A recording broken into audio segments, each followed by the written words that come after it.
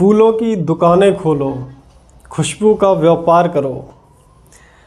इश्क खता है तो ये खता एक नहीं 100 बार करो।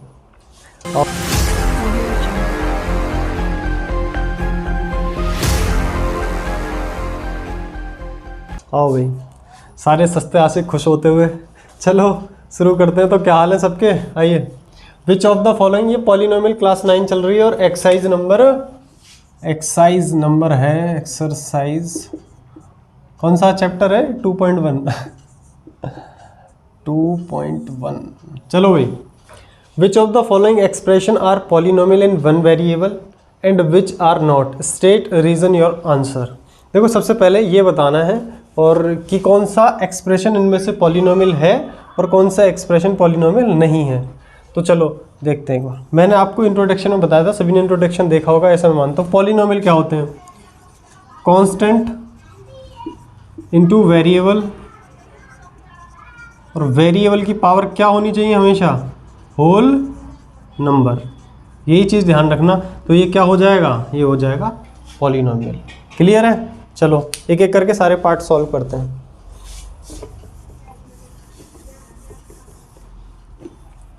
पहला पार्ट है 4x² + 3x + 7। तो देखते हैं क्या ये पॉलिनोमियल है या नहीं। सबसे पहले एक एक करके तीनों टर्म को चेक करेंगे। ये कांस्टेंट टर्म है, ये वेरिएबल है और वेरिएबल की पावर होल नंबर है, पॉलिनोमियल है। ऐसे इसको देखेंगे, कांस्टेंट वेरिएबल की पावर 1 मतलब होल नंबर, ये भी है। और ये जो कांस्टेंट होता है ये भी पॉलिनोमियल होता है, समझा चुका हूँ, इंट्रोडक्शन में देख लेना क्यों होता है। तो ये क्या हो जाएगा? हमारा पॉलिनोमियल हो जाएगा। सेकंड पार्ट देखते हैं।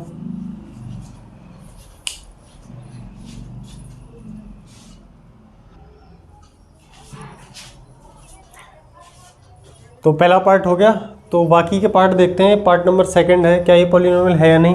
देखो कांस्टेंट क्या है? 1 होगा इसके आगे।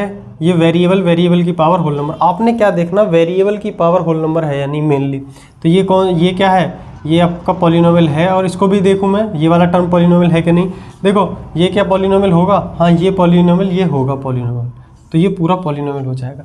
अब कुछ बच्चों की समझ दिमाग में आ रहा होगा ये पॉलिनोमियल क्या है। कांस्टेंट टर्म कुछ भी हो सकता है। कांस्टेंट टर्म क्या हो सकता है? कुछ भी हो सकता है। √2 भी हो सकता है, √4 भी हो सकता है। कांस्टेंट टर्म से कोई दिक्कत नहीं है। लेकिन रूट में क्या नहीं होना चाहिए? वेरिएबल नहीं होना चाहिए। जैसे कि x, अगर ये रूट में आ गया तो इसका मतलब क्या हुआ कि इसकी पावर कितनी होगी? 1/2। और वेरिएबल की पावर कभी भी होल नंबर होनी चाहिए, इसके अलावा कुछ नहीं होनी चाहिए। और 1/2 होल नंबर नहीं होता, तब पॉलिनोमियल क्या होगा? तब वो एक्सप्रेशन पॉलिनोमियल नहीं होगा। एक बार देखना इसको,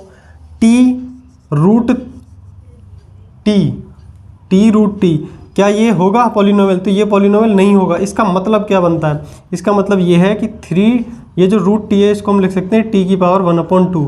और मैंने अभी बताया कि जो वेरिएबल की पावर है वो क्या होनी चाहिए? होल नंबर होनी चाहिए। क्या ये होल नंबर है? नहीं, ये होल नंबर नहीं है। तो ये पूरा क्या होगा? पॉलिनोमियल नहीं होगा। और इधर देखते हैं y, पॉलिनोमियल होगा 2/y। इसको हम कैसे लिख सकते हैं? y + 2/y को हम लिख सकते हैं 2y की पावर -1। y जब ऊपर जाएगा तो पावर क्या हो जाती है? -1। क्या -1 ये वेरिएबल है? वेरिएबल की पावर क्या -1 होल नंबर है? तो -1 होल नंबर नहीं है। अगर होल नंबर नहीं है तो क्या ये पॉलिनोमियल होगा? तो आप कहेंगे पॉलिनोमियल नहीं होगा। और इसमें देखते हैं x की पावर 10, y की पावर 3 और t की पावर 50। तो इसको देखना, ये x है, ये y है और ये 1 है। और उसमें हमें बोला कि पॉलिनोमियल इन 1 वेरिएबल बताना है। कितने? 1 वेरिएबल। यहाँ कितने वेरिएबल है? 1 2 3, तीनों अलग अलग वेरिएबल है। तो ये क्या हो जाएगा? पॉलिनोमियल इन 1 वेरिएबल ये नहीं होगा। ये कितना है? पॉलिनोमियल इन 3 वेरिएबल। ठीक है, पहला क्वेश्चन कंप्लीट हो गया। सेकंड देखते हैं।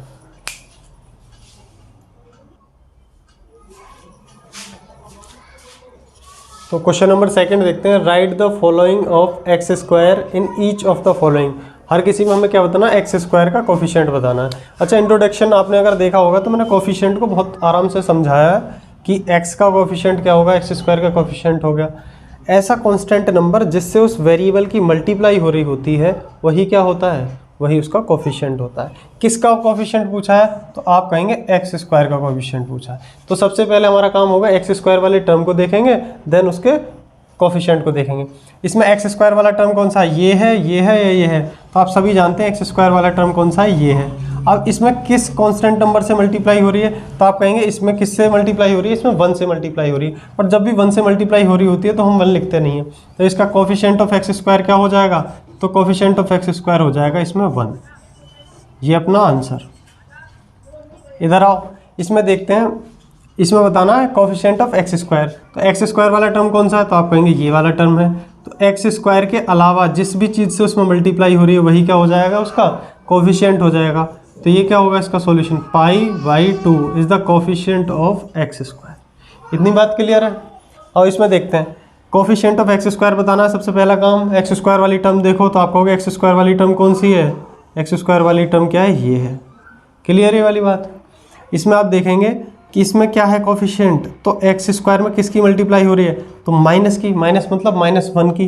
तो इसका आंसर क्या हो जाएगा, कोफिशिएंट ऑफ एक्स स्क्वायर क्या हो गया, -1।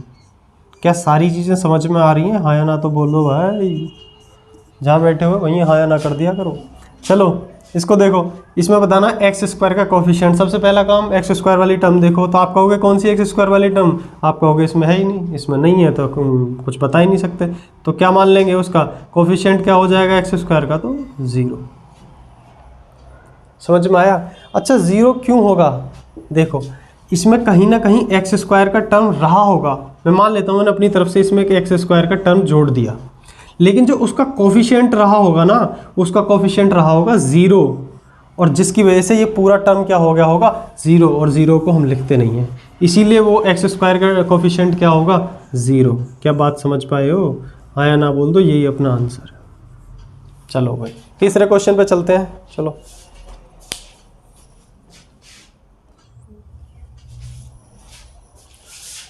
देखिए क्वेश्चन नंबर 3 है, give one example of each of a binomial of degree 35। एक बाइनोमियल लिखना है जिसकी डिग्री कितनी होनी चाहिए 35, और एक मोनोमियल लिखना है जिसकी डिग्री कितनी होनी चाहिए 100।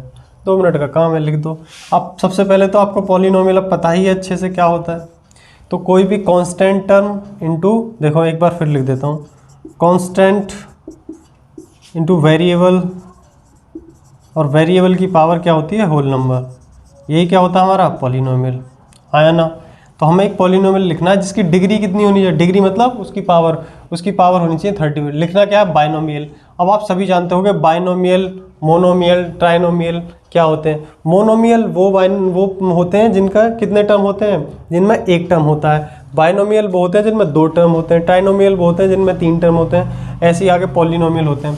चलो तो सबसे पहले हम लिख रहे होते हैं बाइनोमियल। बाइनोमियल लिखना है, हम लिख रहे हैं बाइनोमियल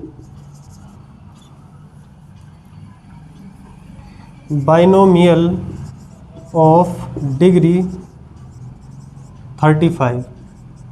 बाइनोमियल मतलब 2 टर्म लिखने हैं, और डिग्री कितनी होनी चाहिए 35, हाईएस्ट डिग्री मतलब हाईएस्ट पावर होनी चाहिए 35। तो एक कांस्टेंट लिख लो 2, और इनटू वेरिएबल की पावर कितनी 35। क्या लिखना है बाइनोमियल, तो एक टर्म और होना चाहिए, कोई एक टर्म अपनी तरफ से ऐड कर लो।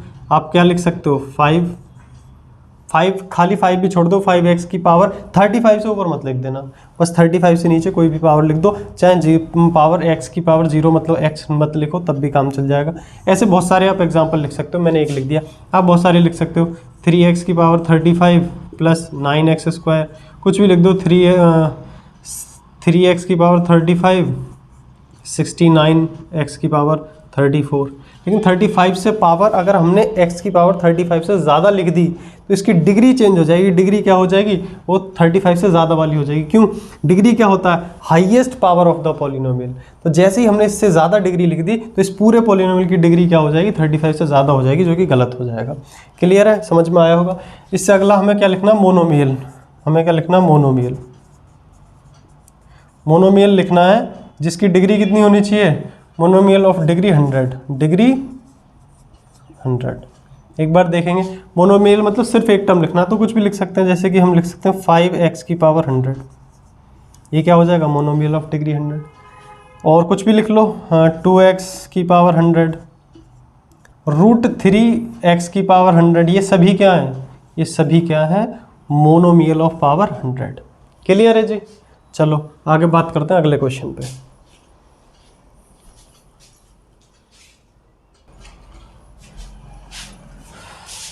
हाँ भैया देखते हैं क्वेश्चन नंबर 4 क्या कह रहा है। Question number, right the degree of each of the following. क्या बतानी है?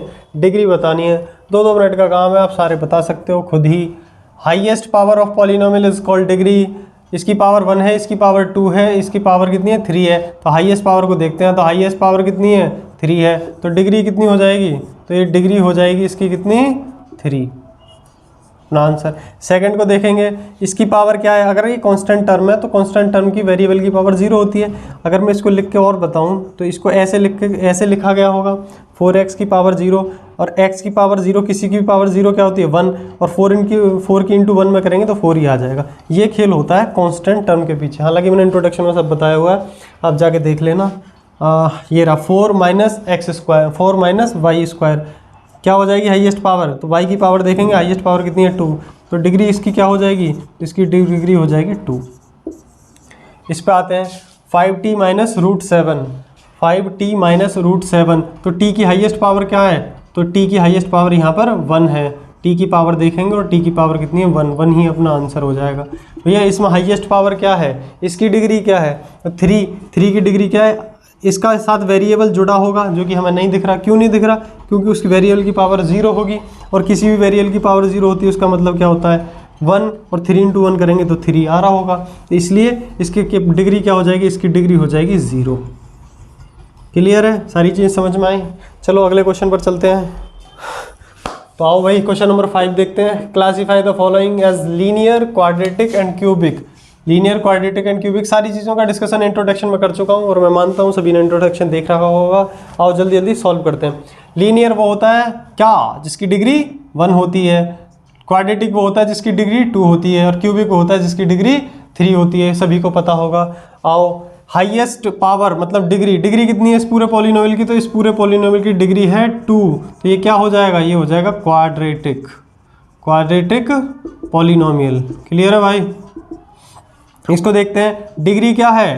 तो डिग्री है 3 अगर डिग्री है तो कैसा पॉलिनोमियल होगा? तो cubic polynomial.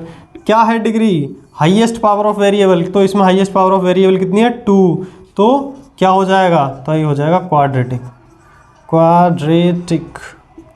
Highest power of variable, तो हाईएस्ट पावर ऑफ वेरिएबल बेचारे की एक ही है, तो क्या हो जाएगा? ये हो जाएगा लीनियर, लीनियर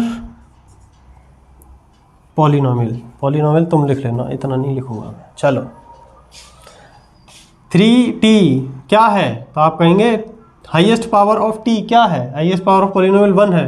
अगर पावर 1 है तो क्या हो जाएगा? ये हो जाएगा लीनियर पॉलिनोमियल। ये क्या हो जाएगा? वेरिएबल की हाईएस्ट पावर मतलब डिग्री, डिग्री क्या है? 2। तो क्या हो जाएगा? क्वाड्रेटिक। इसमें बताओ डिग्री कितनी है? तो इसमें डिग्री है 3। कैसा हो जाएगा? Cubic polynomial. तो भाई ये थी पहली एक्सरसाइज पॉलिनोमियल चैप्टर की। तो मिलते हैं अगले वीडियो में। अरे सुनो सुनो सुनो, एक बात याद आई, लाइक वाइक कर दिया करो, सब्सक्राइब कर लिया करो तुम्हारे चैनल।